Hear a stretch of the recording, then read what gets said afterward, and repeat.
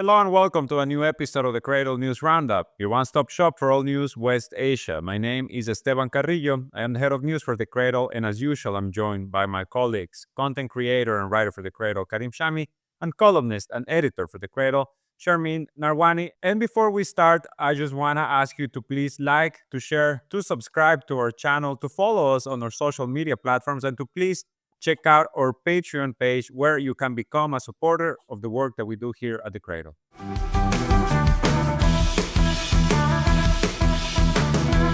So as we are starting this, it's been just about 8 days since the fall of Damascus, since HTS and its extremist allies took control of Syria. Feels like much, much longer, in all honesty. I'm sure you guys share that sentiment. It's shocking, that we're just talking about 8 days at this point.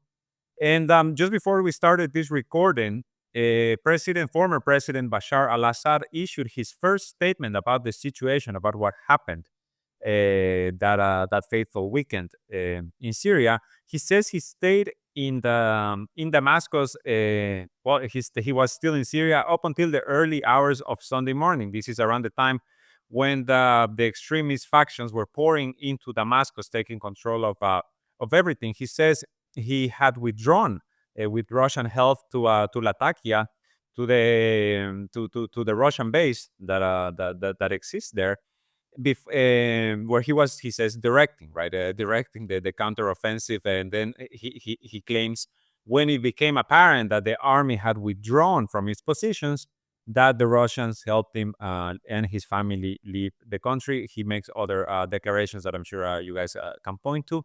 But what do you make? What do you make of Assad's statement? And do you think this is mainly just an attempt to save face, or do you find much truth about what he's saying, in particular regards to the army? He doesn't say too much. He says of the events that unfolded that led to this situation, that information will be provided when the opportunity allows. I mean, really, this was the opportunity, if you ask me. Like, explain yourself, explain the sequence of events. This could have been more than a single page. Do you know what I mean? I think the Syrian people deserve more. But I think the other thing that hits you in paragraph 3 is he kind of throws the Syrian Arab army under the bus. I mean, it feels like it. He says, as terrorist forces, this is quoting him, infiltrated Damascus, I moved to Latakia in coordination with our Russian allies to oversee combat operations. Upon arrival at the main air base that morning, that was the Russian air base there, it became clear that our forces had completely withdrawn from all battle lines and that the last army positions had fallen. It's a bit contrary to what we've been hearing. There are a lot of people in the Syrian army, many who have provided similar accounts in the last 8 days, which is that they were not given commands, okay, or they were given commands to withdraw. So, and if you watch our last episode, it was on Saturday morning that I had a call with a person in the know in the region who said that they were waiting to hear on Saturday, okay, which was the day of the Astana talks in Doha, by the way, whether Assad would stay or go. He was still grappling with that decision. So he was thinking about it already because one of his staunch allies was saying that this is what was on his mind, number one. The other thing, information I received from that call was that that the army was one with the president. Okay, that the president had not ordered me to deploy fully in all these various theaters to fight the onslaught. And then the third thing, and he says, he makes it sound like these guys did a complete they just winning streak across Syria, when is in fact we know for a fact that Syria's allies, the Iranians, Hezbollah, and others, were not asked to intervene. They offered military help and they were turned down. So I don't know what he's talking about. Yeah, I think first, nowadays I don't believe anything. He's not in a video, and I think he should like record a video and explain himself. That's number one. Second, what happened in Syria is not only for the Syrian people. And not only the Syrian people are demanding answers, as Sharmi said, there's the Iranians, the Iraqis, there's many Lebanese people that like fought in Syria, and many people that lost their kids in Syria, from Lebanon, from Iraq, of course, Syrians, even people came from Afghanistan to fight against these extremists in Syria, and nobody has an answer. And what's weird, as Sharmin pointed out, I want to say another fact is that the army withdrew, and he's the head of the army. I'm not talking about the last day. The first 2 days, when they entered Halab, the army withdrew to Hama and then withdrew to Homs. And after Homs, nobody knew what happened. Nobody knew what happened. There's no like clear article or a clear somebody, a witness from the army or from the extremists who said what happened after Homs. Because on Homs we saw some of the army was fighting and some of the extremists entered the city, and then nobody knew what happened. We woke up, there's no Syria. So it's very green for him to say that. If this happened in one day, then okay, I'll be on the side of the conspiracy theorists and say like Turkey, Russia, the United States like did this to Assad. But the timeline doesn't say that. Many people were willing to fight, and many people, Lebanese people, were willing to fight, and the Iraqis were willing to fight, and the Syrian army was willing to fight, because we saw many videos from individuals in the army that say that said that we are here, we are ready to fight, and I think the Syrian army was ready to fight. We saw what Israel did, all these facilities, all these military installations, armed groups can't take down the Syrian army. And of course, we saw Russia. We saw that Russia has new weapons.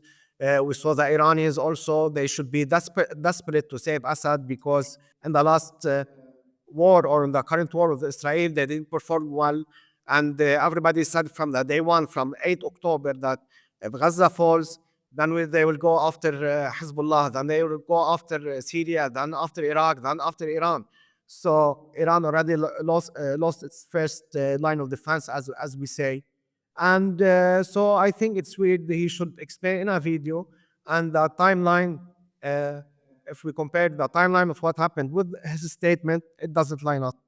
And, you know, both the Russians and the Iranians at the highest level have now publicly stated that an ally cannot help a country if they're not willing to use their own army to fight, right?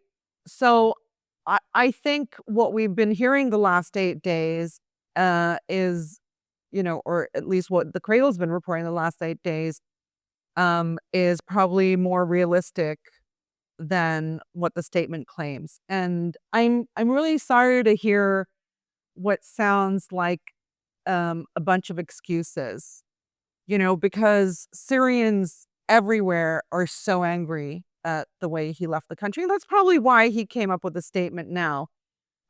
He says he could have, he tried to get Arab and other media to publish a statement, but, wasn't successful.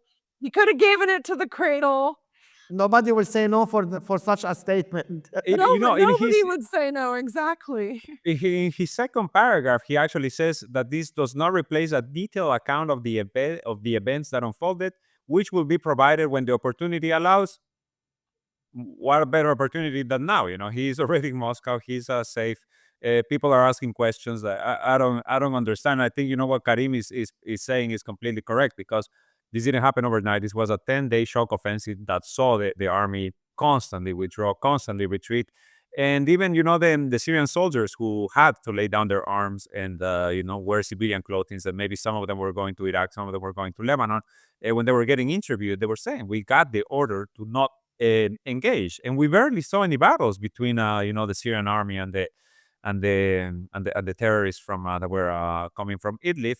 So yeah, I don't know what Assad is talking about when he talks about I have to say, like, as journalists, this is a really, really this is a question that's not going to go away. And here at the Cradle, we will be looking for weeks, if not months, into the details of what happened on those fateful few nights. And actually the 11-day, 12-day period leading up to this, because it all looked way too easy. Was a deal made? What was Assad's state of mind? Was this a personal, emotional time for him? I've heard, for instance, that he there's all was of this really, there's all of this really, talk that he had refused to open up a front, right, in the Golan yeah. Heights, that the resistance has been asking him, and he So, refused. so what? So what? Because you have this army. You have this army. It's not what happened. It's not like what happened in Egypt in 2011 and 2012. The people didn't go to the streets, and the army refused to fight the people. This is the army who was fighting the extremists, and both sides know if an extremist was captured by the Syrian army, most probably he would be killed. And if a Syrian if a Syrian soldier was captured by this extremist group, most probably his head will be cut off. So they, The Syrian army and the Syrian Air Force and the Russian Air Force did manage to kill about 2,000 militants in the lead up to the take of Damascus. So it's not like they were just standing by idly. They were doing what they had to on the ground. These are Syrians, right, in the Syrian army who want to defend their land. And let's also not forget that it's a predominantly Sunni army, which was absolutely, up in arms, having fought for over a decade. The terrorists who had come from over 80 countries were not going to give up without a fight, but they were not allowed. They were not deployed properly. All talks, all talk about a major counteroffensive, a planned one, was absolute bullshit. And Assad didn't deploy his army.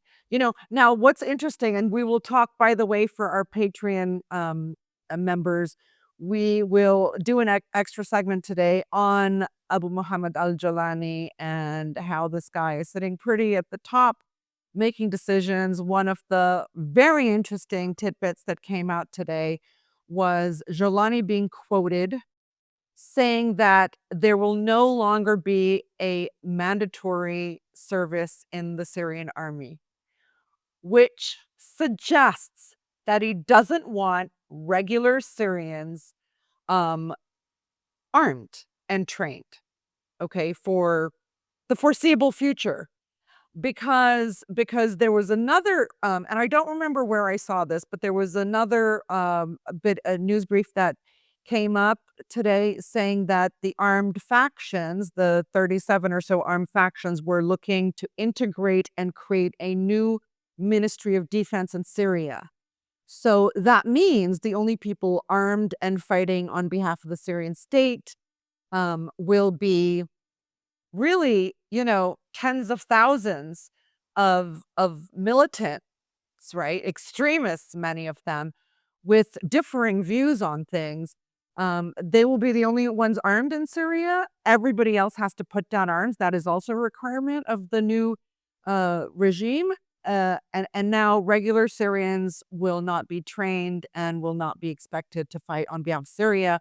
You had an army of hundreds of thousands, and now they want to whittle that down to, tens of thousands of extremists. It's crazy. It's literally like shouting to the world and the region and Syria's longtime enemies and competition in the region that, we're just a sitting duck. yeah, he's like, not only that, he said many things, including that his goal was to fight Iran. This is a number one priority. And when he was asked about what Israel is doing, he said, we don't want to fight Israel. And he said there will be no resistance faction in Syria. And the thing about the Oh, he also said mandatory, there's no reason to fight Iran any longer because there's no Iran in Syria any longer. Yeah, he said Israel has no reason well, to I to just want bomb to comment Syria that because there's no more Iran, no more Hezbollah. and also he said that there will be no longer military mandatory service for one reason is because most of the Syrian youth that are outside Syria, they are outside Syria and they don't want to go back because of this, because they were afraid to be drafted to the army and go to fight these people. Not because they love them, because these people are vicious. That's why. So his goal is to cut Syrians back as fast as possible, because of course they want money and they need maybe educated people, because we know all these people are like only extremists who live 1,400 years ago, In the and past. they think the year 600. So they want these people, and we saw many Europeans. I think the UK said that they will give 1,000. It was Um, Austria. Austria is offering yeah, 1,000 1,000, and Syrians. I think Denmark will pay 20,007 euros if a Syrian family goes back to Syria. So that's what they are thinking about. These people only think about young girls and money. So, and that's what they want. I mean, we've already seen the religious minorities start to leave Syria. Not maybe not in the numbers that they could be, but they are, right. Some of them have been flooding into Lebanon, and I think this is interesting, Karim, what you're bringing up about Europe, right? Europe seems to be in a bit of a crossroads, maybe. On the one hand, they see this opportunity to get rid of the refugees, just send them back to their country, give them offering them financial incentives. But then on the other hand, they seem to not be paying attention to the fact that this is probably going to create a bigger refugee crisis than the one they've been dealing with, or at the very least, not really fix the crisis, right? The extremists in HTS and their allies. It's been 8 days. In these past 8 days, they seem to be keeping in control to the extent that we can expect ISIS members and Al Qaeda members to be, under control. So they've appointed an interim prime minister, Mohammed al Bashir, who was governor of Idlib under Julani, uh, also a militant leader, and they have given themselves until March 1st to finish this transition, right? To I guess lead to elections, free and fair elections, whatever that means in a in a regime that is controlled by the West. At the same time, to your point about the army and about the recruitment, Israel has destroyed all of Syria's military equipment. Right, we have seen just the most savage bombardment of Syria. I'm sure the editors can put the footage from last night of this explosion in Tartus that was, you know, could have been a small nuclear warhead for all we know, because it was gigantic, right? Maybe it was a weapons depot, maybe it was just the size of the bomb that was dropped. But over about 500 airstrikes in 8 days from Israel, just complete and utter destruction. And as you said, Karim, what has Julani said? Not much. We don't want to fight Israel. That's it. And they asked them. They didn't even say it in a statement. They commented about the Israeli airstrikes because his spokesman was asked, what's next? Yeah, and what's your thoughts about the Israelis? And the spokesman ditched the question, and then the reporter asked him again. You have no comment about this. Ah, yeah. So It was an Israeli interviewer, right? yeah, yeah. Why should they care? Because now what's happened, just to the viewer know, it's simple as that. Syria, till the Furat River, is controlled now fully by Turkey, and Turkey won't care if the Syrian army was bombed or not. And the rest, where the Kurdish people resign now, still we don't know what will happen, because the Kurdish people in east of Syria, they are backed by the United States and of course by Kurdistan, Iraq. Still, they don't know what will happen to them. And the rest is backed by Turkey and Qatar. And it's very clear, Qatar, just 2 days ago, they opened an embassy. Although there is no government there, you can't travel. Uh, they, they even they don't like to use their own money. I don't know what they are using, because Assad photo is on the money. So this is very weird to open it there. And also Qatar announced that they have delegation there. So these two countries now are fully controlling uh, Syria, Syria, and still the remaining part where the Kurdish or SDF stronghold is. We don't know what the United States will do. Will they itch them or will they arm them? We will see a conflict between the Kurdish Syrian people or these groups. We still don't know. And on both ways, I think we will see armed conflict. Either they will fight the Kurdish people, or if the Kurdish people like were betrayed by the United States, as United States usually do, they will fight among themselves because also Julani said that he doesn't want like weapons outside the government, which still doesn't exist. So I don't think an Uyghur who came from China in 2011 to kill people and to slaughter people will hand his weapons and go back to China, or the guy who came from Morocco. Yeah, so these people will fight. And now there's nothing in Syria, and there's no government, there's nothing in Syria, because I saw many videos, and one that shocked me is that I saw two people who looks Chinese. I don't know if they're Chinese or from Kazakhstan or from where. The accent is not Chinese. And they said that, oh, he was talking English, but like rough English. He said, oh no, now I ended with my friend and we took this village. Two armed people that are not Syrian currently are controlling a village in Syria. This is insane, and this is only one video. I think many videos or many people are doing the same thing. I mean, it's still early days, okay? I mean, everybody in Syria, every community is looking to consolidate themselves, strengthen their positions. There's a lot of backroom conversations, not just within Syria and different governorates, but without, external players going on. And again, a lot of communities looking to ensure their protection, either through negotiations with the sort of ruling elements or again with foreign partners. I mean, even the Russians are saying they have no idea yet if their bases are going to remain there. There have been some promising signs from the governing, whatever that is, and then Transitional government. it's not clear. I mean, the HTS has a real desire to Sunnify Syria, right? Which would mean getting back the 3 million refugees in Turkey and refugees from Jordan and Lebanon, the three neighboring countries that have the largest Syrian refugee populations. This was prevented by the Americans and the West for most of the conflict. If these people come back, the majority Sunni, but what will that do to the north of Syria and the northeast in particular that has been Kurdified by the U.S. military? So there, and of course the Turks have been, itching for a fight with these Kurdish groups for quite some time. Interests overlap because obviously Turkey is a NATO partner, as is the United States, and they have other common interests in other theaters. But Turkey would, I think, Turkey has really good relations with the Barzani administration in Iraqi Kurdistan, for instance, and do all kinds of illicit trade with each other and cooperate with the Israelis quite well in Iraq.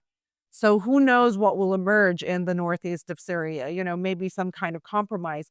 It really is early days, but I want to point out here that we are getting back from 14, 15 months of a very narrow perspective on the war that started on October 7th, 2023. Okay, the war that started and spread throughout the region. We were looking at the war fronts, at each of these war fronts, very carefully. And it kind of pulled the Cradle and actually many international players away from what was happening during the Syrian war, which was the great game. the great game by major powers and secondary and tertiary powers to control resources, to control routes, to assert primacy and dominance in areas that were of economic or political interest to them. And I think, this was the Cradle's raison d'être, was um, to write about West Asian geopolitics in a way that nobody was covering it. And so as a result of moving back, because the great game has started up again very, very quickly. And we'll give you some examples here. But one of the pieces we will be publishing this week is about Trump's decision before becoming president, okay, his announcement that he would be the first country, the United States will be the first country to recognize Somaliland. What a bizarre thing to come in with, this is my first foreign policy decision. I'm going to recognize a state that no other country in the world has recognized, and for what reason? And then it gets so super interesting because Somaliland is a breakaway region of Somalia that declared independence in 1991. Nobody's recognized this country. All countries recognize Somaliland as part of Somalia, and it's as big as Florida, basically, or as small as Florida. And 1/3 of Somalia's population lives there. But here's the thing. No, Israel did make an attempt in 2010 to cozy up to Somaliland, and we will see why. So the foreign policy establishment interest in Somaliland has only emerged in recent years. Even though Somaliland declared independence 33 years ago, okay? They're saying, oh, well, Somaliland has become a stable democracy, completely ignoring human rights violations left, right, and center. But actually, what is making Somaliland of interest to major players across the globe is that it could become a hub for Western military might in the Red Sea and Yemen. So, at this point, we need a map of where Somaliland is to show our viewers and why it's significant. And you can see it abutting Yemen and Djibouti. Now, Djibouti is interesting because it is a country that everyone's trying to get a foothold in. There are a number of foreign military bases in Djibouti, including a Chinese military base, by the way, the first Chinese military base anywhere in the world, as well as a French air base, an Italian support base, a Japanese base, and the Emiratis, who run and control a port there that has been contested by the Djibouti government in court since 2018. Ostensibly because the UAE wanted to impose a military base on the country, is trying to get another foot in there, as is Israel, of course. We talked about in last episode of our podcast that the Israelis would most likely, after Syria, look to destabilizing Iraq further and impacting negatively Iran's strategic depth, but obviously taking care of the Yemen problem, which has perplexed and confounded even the U.S. and British navies. I mean, certainly Yemen's bigger, much wealthier partners in the region, neighbors in the region, the United Arab Emirates and the Saudis, right, in a long war, 9-year war. So this is where we get into the great game again.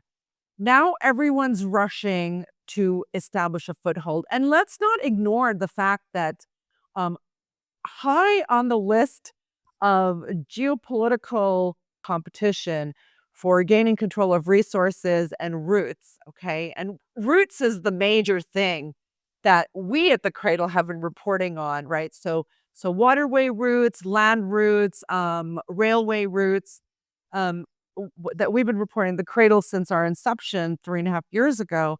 is what actually may have kicked off the Syrian conflict in the first place. President Bashar al-Assad's refusal to let Qatar build a gas pipeline through the Arabian Peninsula through Syria, through Jordan, Syria, and then Turkey, which would allow for gas to be pumped into Europe. What do you think the Russians and the Iranians are going to have to say about that? Now they have revived talks about this pipeline. We'll have to see if anyone, meaning even the Saudis, will allow the Qataris to have that kind of access to markets and really a wealth of unexpected foreign currency, because now it can sell its gas without going through the liquefied process and the right that is so Yeah, cumbersome. and it's very interesting, because at this point it feels like the revival of this pipeline also comes under the shadow of the Nord Stream 2, right? The bombing of Nord Stream 2. Like at Sure. this point, Europe seems to be I don't know. I think the question is also, is the United States willing, or how are they gonna, get a cut of this Oh, new no, no, no. trade? The Americans would like it, though. I mean, certainly the Europeans would like it. The Americans have now been selling their gas at highly inflated prices to their close European allies, making killing out of that. But eventually, there are going to have to be other sources of gas that come online. Like Europe is being beggared in the process, and this is not. Maybe this is something Trump doesn't care about because he wants to secure maximum profits. But eventually, Europe will demand other sources of gas, and this is a really obvious one for them. For Qatar, this tiny state that can be controlled so well. Don't forget, the U.S.'s Central Command headquarters for all their military operations in West Asia and North Africa are based in Little Doha, Qatar. Okay, so there's a lot of. Can you just immediately see from the Somaliland recognition of Trump to the revival of the Qatar Turkey gas pipeline, all the various players who are going to care a lot about this. Now, so will the Chinese and Russians, so will the Iranians. Russia and Iran are the greatest producers, not producers, but holders of gas under the ground of any country in the world, I think, followed by Qatar. This tiny country, the Saudis don't want Qatar to become all the more enriched, all the more powerful, all the more a vital hub for Europe, that will basically cast a shadow on Saudi power projection. And the pipeline would have to run through Saudi Arabia. Or maybe not. There are so many games now that will be played to inhibit certain projects, certain route projects, and others to grab them and to establish them. And we're going to see conflict over each and one of these major economic and power decisions that will be played on West Asia. So I wanted to comment also about Somaliland because it's very important for China because it completes the BRI route. Currently, China made many highways and railways in Ethiopia, and all of them end in Djibouti. And Djibouti is on the border with Somaliland, and yani the whole project is only a few kilometers away from Somaliland. And also, we have to know the importance of Kenya. Kenya now is a very important African country, and Russia and China poured billions of dollars there for manufacturing and for the roads and for the port. And also, Somaliland can affect this because we know the pirates that come from this land and they can make many damages to such routes because they can use their small boats for piracy. And of course, they can make some bombings on the border of Djibouti and destabilize the country, which will lead to maybe Russia and China abandoning these projects. And just to make also the image clearer in West Asia, we had three major axes: the axis of resistance with Syria, Iran, and armed groups here and there, and in addition to Ansarullah, Akid, and Hezbollah. And we had another two axes. The one is led by Saudi Arabia and UAE, and they have influence in many countries, especially on Sisi, in Egypt, and also in Sudan. We saw what's happening in Sudan, the civil war in Sudan. And of course, they have very huge influence on Jordan, because now Jordan is living because of the billions that these Gulf countries put in their banks. And of course, they have influence in south of Iraq and in many places. And the third axis is the Qatari Turkish axis. Okay, usually these two axes, the Qatari Turkish axis and the UAE Saudi Arabian axis, usually they stand against the Iranian axis, which is the axis of resistance. And now, after Syria, now we have vacuum, and they want to fill up this vacuum. Currently, Turkey and Qatar are succeeding in filling this vacuum, but still, we don't know what will happen. I think now these two powers, which is Saudi Arabia and Turkey, will start to collide, because their interest and these countries will not match, and they don't, let's say, no diplomacy. They don't care about diplomacy. Saudi Arabia usually, for instance, Lebanon, it wants the whole Lebanon for itself. Qatar did something. They like made a besiege on Qatar. You know what I mean? Yemen, they didn't do anything to Saudi Arabia. Just because the regime was changed, they made a like 10-year war.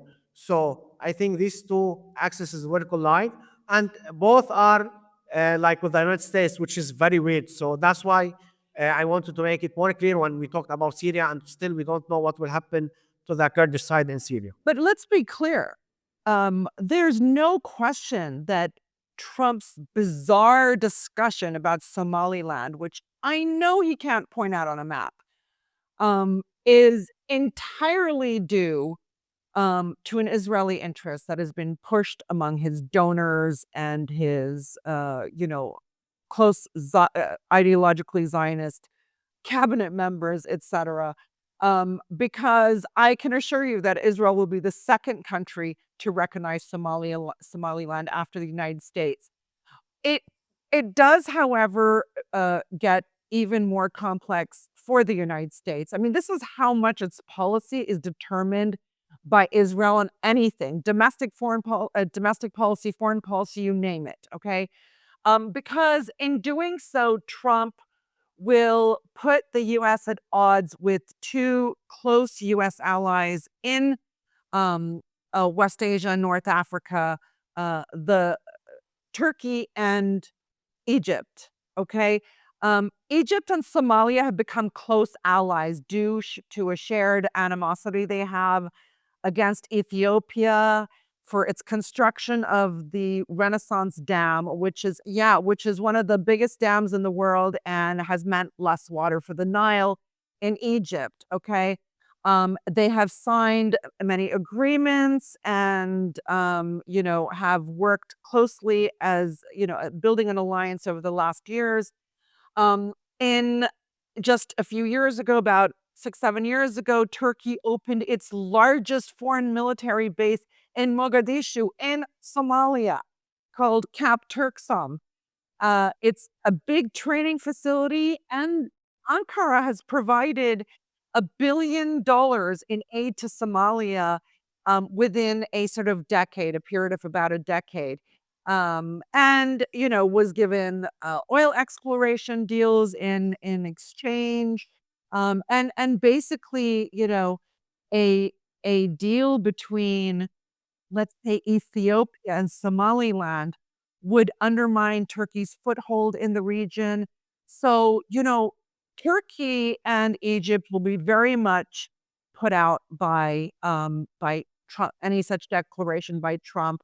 And it's going to be another race, not just by regional players in North Africa and West Asia, but as Karim mentioned, by much larger players like China and even Russia to control what is happening in the Horn of Africa, which abuts, the Gulf of Aden, the Strait of Hormuz, Bab el-Mandeb Strait, Gulf of Aden, Red Sea, all the way to the Suez Canal.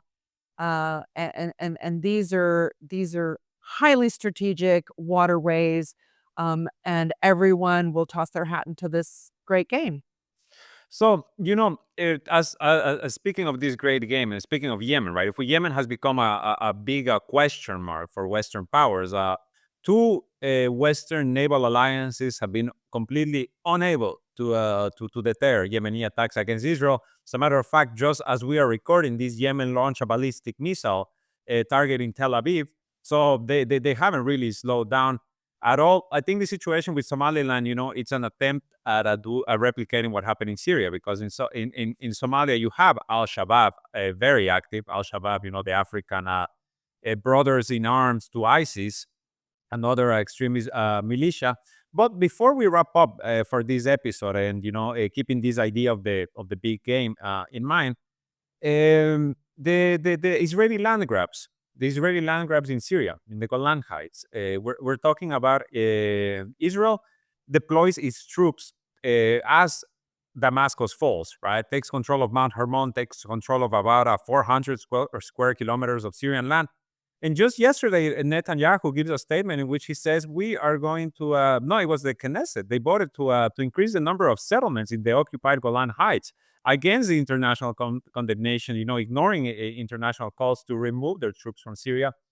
And just to bring it all together, the same is happening in the West Bank, right? And the same is happening, well, in Gaza, we know what's happening, right? The north of Gaza is, we've seen the images now at this point of any remaining standing structure just being demolished, because this is, preparing the way for the settlements that officials keep talking about.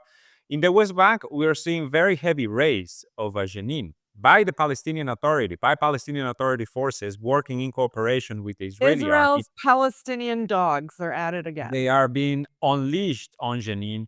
They are being, the US is apparently asking Israel for permission to arm the PA troops to fight the West Bank's resistance. So when you talk about this great game, it really seems like the biggest winner, at the very least, the fastest to, grab onto any win is Israel, because they're grabbing the Golan Heights, they're grabbing Gaza, they're grabbing the West Bank with the help of the Palestinian Authority, and they still have control of southern Lebanon. So at this point, the dream of greater Israel, it seems like all of these players have kind of come together to make it come true.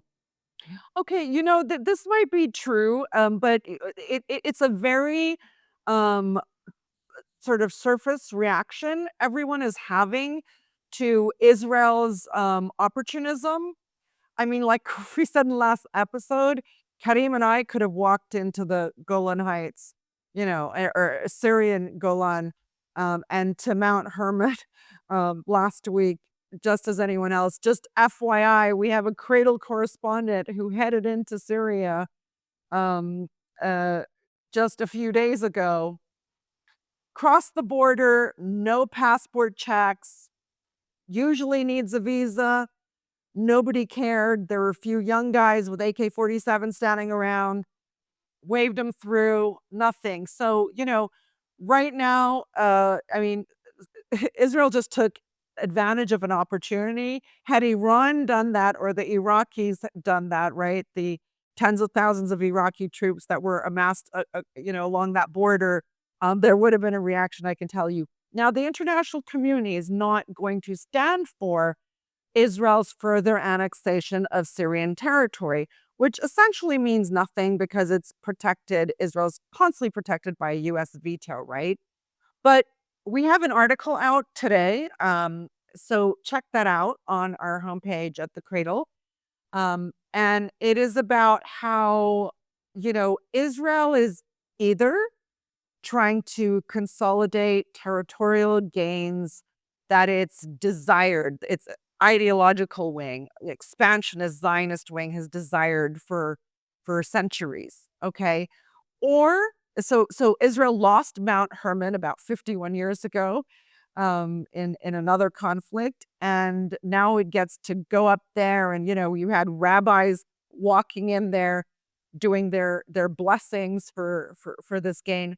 Or it's securing as many territorial gains, not just into, further into the Golan, into Quneitra, but along the Lebanese border, as a very strong bargaining chip, a very strong ace in hand for any future negotiations. Okay, so one really doesn't know. It's always good to have as many cards in your hand as possible. Give up only a few that you don't care that much about, because the great, like, we were talking about the great game is on. There are going to be many theaters in which to play. You give up something here to get a gain there. You give up something there to get a gain here. Okay. So, let's not sort of also anticipate that Israel will keep that territory forevermore. We don't know how the new Syrian administration will shape up, what they'll have to say or do about it, how the Druze communities along that border, how the Lebanese communities along that border will react to all of this. And ultimately, the biggest conflict potentially looming in this region is an direct Iranian-Israeli standoff, which may flip the balance once again. There's just too many balls in the air, guys. Well, I think everybody is trying to gain or to control whatever they want before Trump comes, and Israel knows that. That's why they expanded. And of course, this operation, what happened in Syria, it was like, I think Erdogan didn't anticipate that this will happen, that they will take the whole of Syria. And I think he is now in panic, although they seem they are very happy, but because they can't control the whole of Syria and they know what's coming, terrorism will come back or will emerge again, extremists, beheading, whatever. We will see it 100%. And we'll see how many countries will recognize the new government, if we can say it's a government. And if not many countries recognize it, especially the United States, Turkey will be in deep trouble because they will have to provide food, electricity, and communication for these groups. And as for Israel, Israel knows that Trump loves Israel, and they have to get their gains or gain as much land as they can before he comes. And I don't think UN resolution or whatever, anything that Russia or China or UK or whatever say will affect Israel. If Israel, for Netanyahu, they have the most powerful ally in the history of the world, which is the United States, and they don't need any country to support them other than the United States. And it's clear for everybody. They already control Sisi and King Abdullah of Jordan, so they are safe. And I think they went inside because they have a guarantee. That's my analysis, and I can't find anything else. They have a guarantee from Jordan and Qatar that these groups will do nothing to Israel. That's why they advanced. I'm pretty sure about that. I want to point out, by the way, that the pro-US, pro-West camp is not at all uniform in its thinking. I often define that camp as being one that is always looking out for number one, okay? And number one are 20 different countries, 20 different leaders within each of those 20 different countries. It is the power and money axis. If you want to simplify it down to its, basic value, it's power and money axis. And now that the power switch has happened, Turkey wants something. The US wants something different. Israel wants something different. We have seen the Israelis and Americans be at odds over just simple things as well, in the last 14, 15 months.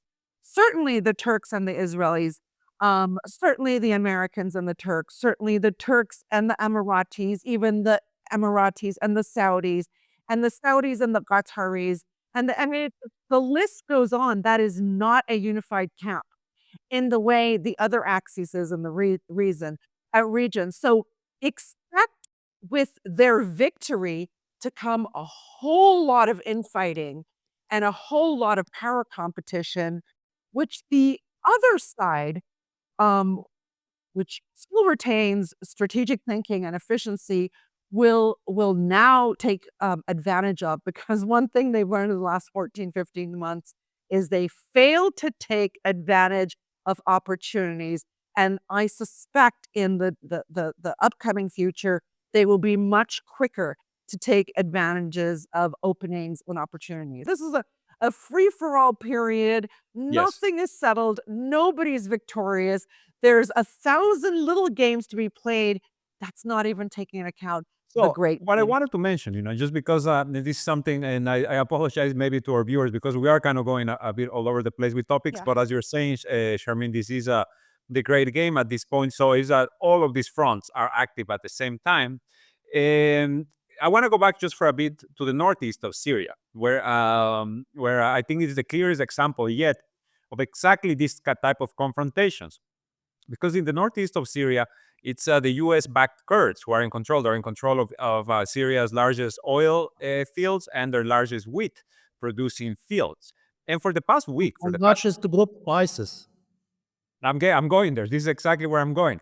For the past week, on the Tishirin Dam, right, Syria's second largest dam, there have been heavy clashes between the Syrian Democratic Forces, the Kurds, and the Syrian National Army, right? The former Free Syrian Army, made up of a number of former ISIS, Al Qaeda, and also rebel groups, Syrian rebel groups, Syrian army also. and former And Syrian people army. that Well, practice from the they Syrian have army. been launching raids against the SDF, trying to take control of this Rim Dam, which is on the outsides of Manjiv, the city in the outside Aleppo. And the United States has announced twice now a ceasefire between the two groups. And twice now, the ceasefire has fallen apart. The attacks are continuing. The SNA does not care. These Turkish-backed extremists do not care. They're trying to take control, wrestle control of this from the SDF. And what matters here is that near Manjib, there is an SDF from prison holding ISIS prisoners. And further down in the east, you have many more. You have dozens of makeshift camps in which ISIS fighters and their families are held in precarious conditions. They've already staged a breakout in Al Haul camp.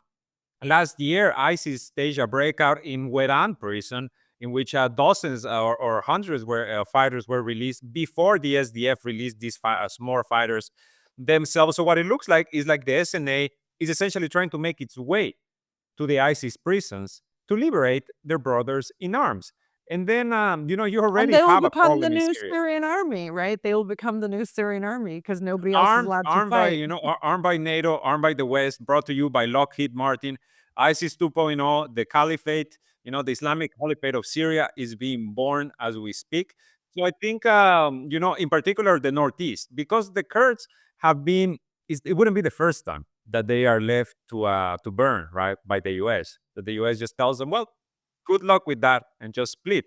Because you also have U.S. troops in Syria, but how long are they even going to stay, especially if all of a sudden you have this wave of ISIS coming towards you? And we know that the United States, when they see ISIS advance, what they like to do is, well, they just like to watch. I think that I don't know. I don't know how bright Trump is in international politics, or his team is, because they are like pro-Zionist. They only care about Israel, and they only care about domestically what's happening.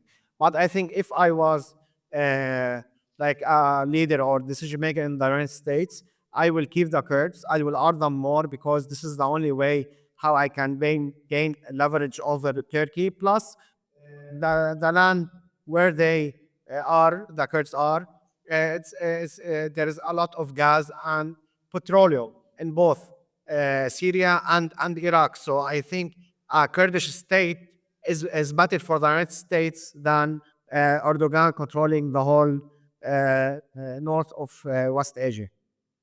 That's going to cause a heck of a problem in NATO.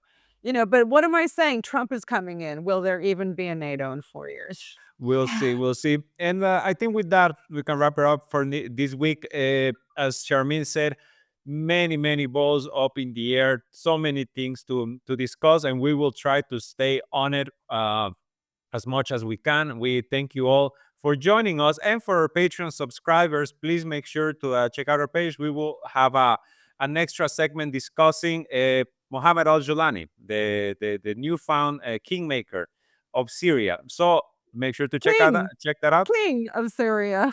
The king, Sultan, not king. Sultan. the Sultan, the Caliph of Syria. In any case, please make sure to follow us on our social media platforms, to leave a like, to share, to subscribe to our YouTube channel, and again, to check out our Patreon where you can support us. For the Cradle News Roundup, my name is Esteban Carrillo. I have been joined by Sharmin Arwani and Karim Shan.